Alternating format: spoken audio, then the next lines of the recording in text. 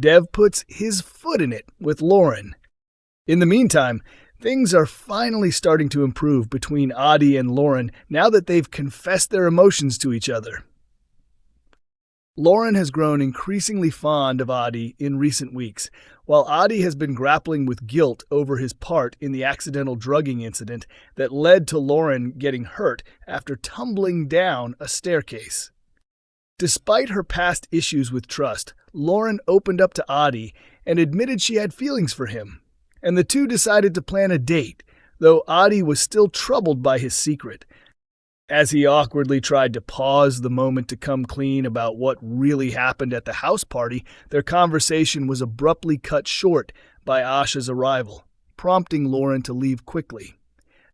In the upcoming week, Aadi and Lauren reaffirm their emotions for each other, suggesting they may finally be ready to take a cautious step into a budding romance.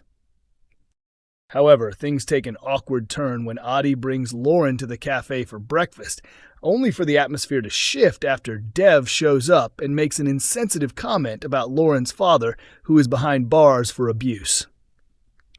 Following a confrontation with Aadi over his tactlessness, Dev later seeks out Lauren to offer a sincere apology and shares his desire to genuinely get to know her. Brody covers for Aadi. After unexpectedly coming back from an extended stay in India, Dev is quickly filled in on everything that has happened while he was away, including the recent robbery at his convenience store. While managing the shop during his father's absence, Aadi was threatened by a masked thief who forced him to clear out the safe, escaping with £6,000 in cash. However, it was later revealed that the masked man was actually Brody, and the entire incident had been orchestrated by Aadi as a scheme to file a false insurance claim after unintentionally driving the shop into financial trouble. Brody quickly sensed that something wasn't right when she walked in on the two, leaving Aadi with no choice but to confess the truth to her.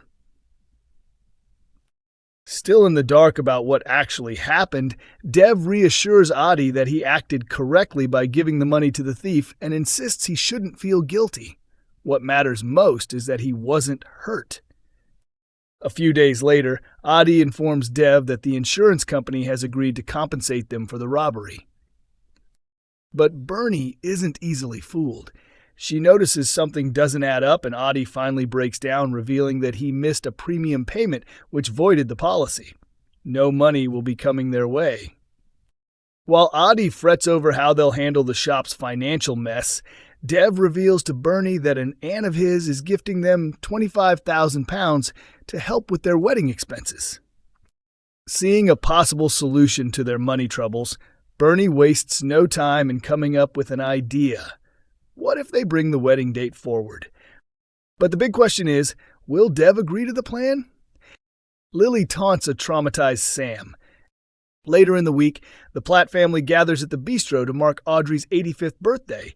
But amid the usual family commotion, young Sam quietly slips away, feeling overwhelmed.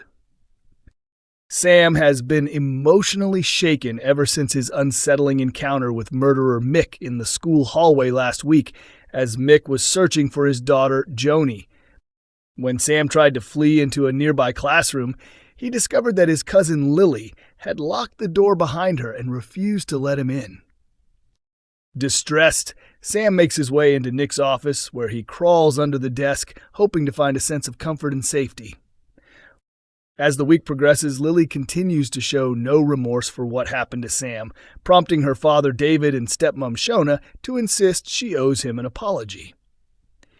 However, instead of expressing regret, Lily confesses to Sam that she deliberately kept him out.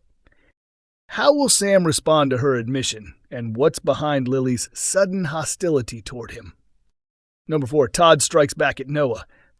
At the same time, Todd is riding high, excitedly telling Billy how much more at ease Theo has become with his identity, even to the point of discussing the idea of living together.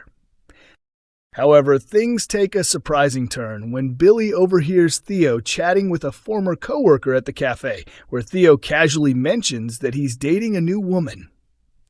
Billy quickly confronts him about it, but Theo dismisses the concern, saying the ex-colleague is prejudiced and he didn't feel the need to disclose the truth. Still, is Billy buying his explanation? Later on, while Todd and Theo are having a quiet dinner at the bistro, Todd steps away to the restroom, and Theo is approached by an unwelcome figure.